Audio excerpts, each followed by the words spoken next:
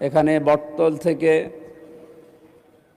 কুষ্টিয়া বিশ্ববিদ্যালয় পর্যন্ত এবং বটতল থেকে পাটিকাবাড়ির শেষ সীমানা পর্যন্ত প্রায় 20 কিলোমিটার, ওদিকে 22 কিলোমিটার এই রাস্তা অত্যন্ত জরাজীর্ণ অবস্থা।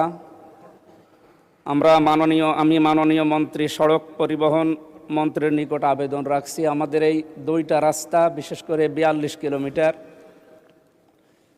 এই লক্ষ লক্ষ মানুষের যাতায়াতের ব্যবস্থা করার জন্য দুইটা রাস্তা চওড়াকরণ এবং মাঝখানে আইল্যান্ড দেওয়ার জন্যে মাননীয় সড়ক পরিবহন এবং সেতু মন্ত্রীর নিকট জোর দাবি জানাচ্ছি।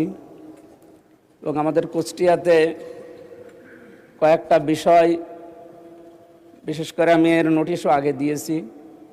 মেডিকেল কলেজ হাসপাতাল, এটা 2011 সালের 9 অক্টোবর থেকে আরম্ভ হয়ে 2026 সাল পর্যন্ত এখনও কোনো অগ্রগতি নেই। পড়ে আছে প্রায় 100 কোটির উপরে সম্পদ, টাকার মেশিনপত্র পড়ে আছে। এখানে 23টা বিভাগ চালু হওয়ার কথা, 2টা বিভাগ চালু হয়ে পড়ে আছে। প্রায় 5টা জেলার মানুষের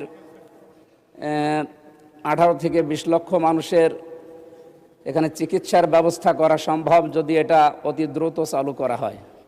মাননীয় স্বাস্থ্যমন্ত্রীর নিকট আমার আকুল আবেদন, যত দ্রুত সম্ভব মেডিকেল কলেজ হাসপাতাল চালু করার মাধ্যমে আমাদের এই 5-6টা জেলার মানুষের অন্তত চিকিৎসার সুব্যবস্থা করার জন্য আহ্বান জানাচ্ছি।